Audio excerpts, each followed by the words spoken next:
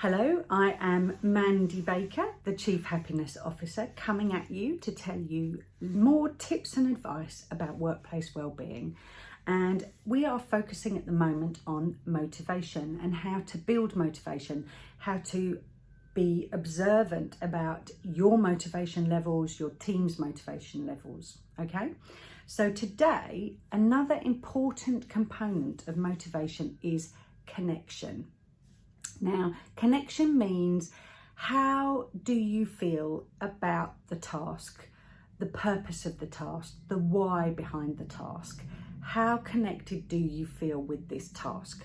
So obviously, if you've ever read a personal development book or anything like that, you know that one of the first things that is mentioned is the why.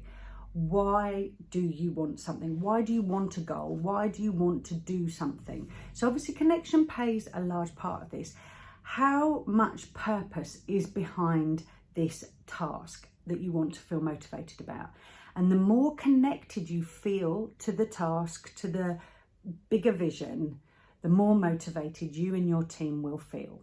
And what we want is super motivation, super confidence and super inspiration, because that's when action takes place, and action is what leads to results.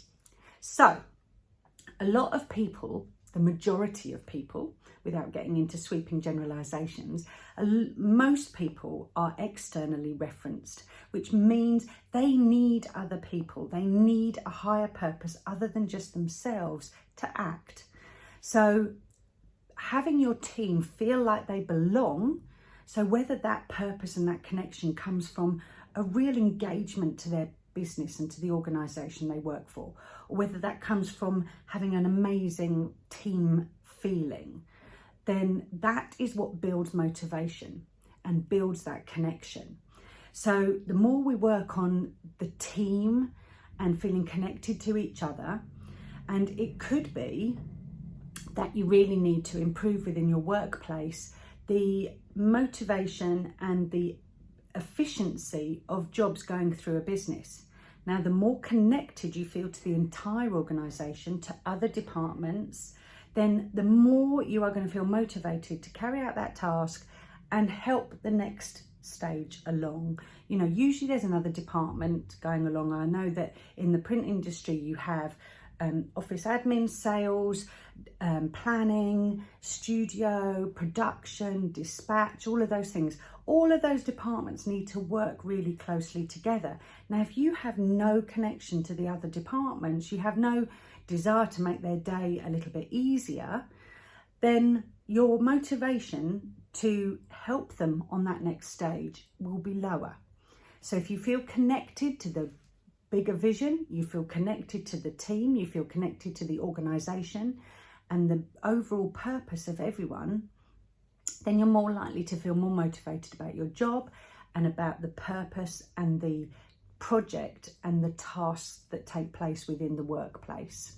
So when you're getting your team together and you're trying to build engagement, this might seem like something, oh, it's a nice to do and all the rest of it, but I have been within workplaces where they have social events, other people from different departments get together, they get to know each other, they find out things that they like and are similar in, and then they want to help that next department because they know them, they feel connected to them, they feel connected to the bigger picture. Sometimes businesses get involved with charities and fulfill their social responsibilities, and that means that their employees feel more connected to that charity, to that cause that they're all working towards, and feel motivated to raise money for that cause. You know, whatever it is, we all know that, you know, when you are doing something for a charity, if you're running a marathon thing, people run with a purpose and they run far more effectively and motivated, which is the core of what we're talking about, is motivation.